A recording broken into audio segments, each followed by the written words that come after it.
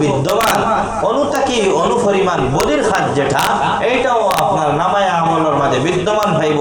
যে মানুষের নামায় আমল ডাইন হাতে আল্লাহ তাআলা দিবা হে আপনার বাঘ বাঘ খুশিতে হয়ে যাইব গিয়া আনন্দে উৎফুল্লে কিতা করব তার পরিচিত আপনজন আত্মীয়দের সাথে সাক্ষাৎ করব আর হইব দেখো দুনিয়ার থাকতে আমি আল্লাহতে বিশ্বাসী ছিলাম, পরকালে আল্লাহ তাআলার দরবারে উপস্থিত হতে হবে এই বিশ্বাস আমার মাঝে ছিল বিদায় আমি গুনাহ থাকিয়া আমার তৌফিক অনুযায়ী বিরত থাকছি।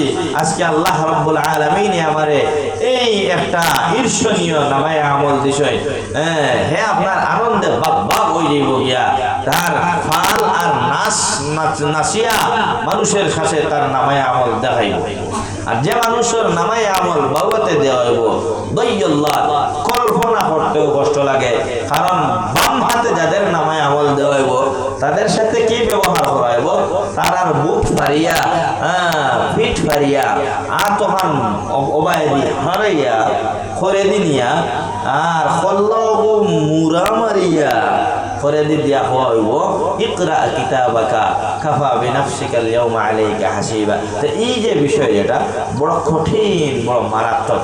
ওই নামায় আমল দেওয়ার বিষয়টা বুঝাইতাম করি আমি কথা কইলাম যে হাদিস হইছে কিয়ামতের দিন অনেক মানুষে তার নামায় আমল হাতে নিয়ে দেখব নামায় আমল অনেক জায়গা কতখান খালি সাদা হয়ে গেছে লেখা নাই, আরো কতখান বাদে কিছু অংশ খালি সাদা হয়ে গেছে লেখা নাই, লেখা মিটি গেছে। এইভাবে তার নামায় আমলের বিভিন্ন অংশ লেখা মিটি যাইব, সাদা হয়ে যাব খালি। কারণ কিটা বলে ওই জায়গাগুলা তার গুনাহের কারণে গীবত করার কারণে নামায় আমলের নেকি মিটি গেছে, জায়গা খালি হয়ে গেছে।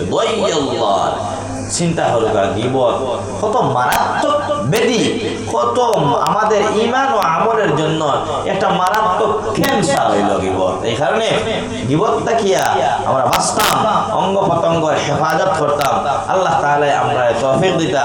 আর রোজা মাসও তাকওয়া অবলম্বনের সহযোগী হয় আর একটা কাজে, এগুলা আমি সংক্ষেপে কইলাই।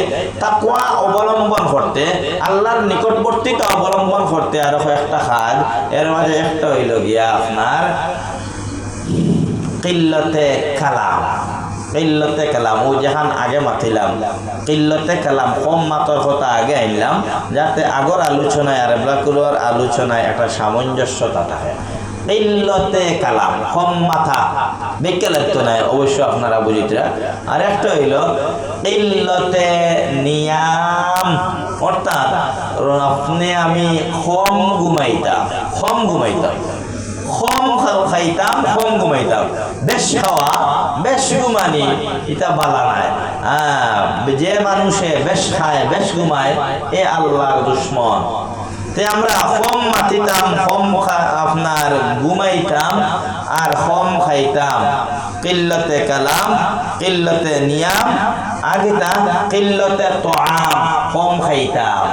আর আরেকটা হইলো কাসরাতু তিলাওয়াতিল কুরআন। কাসরাতু তিলাওয়াতিল কুরআন, কুরআনে কারীম রে বেশি বেশি করে তিলাওয়াত করতাম। আমরা সব মা বোন সবে জানেন, সব মুসলমান মহিলা পুরুষ নির্বিশেষে সবে জানে রমজানুল মুবারক কুরআন নাজিলের মাস, শাহরু রমাদান আল্লাযী উনজিলা ফীহিল কুরআন।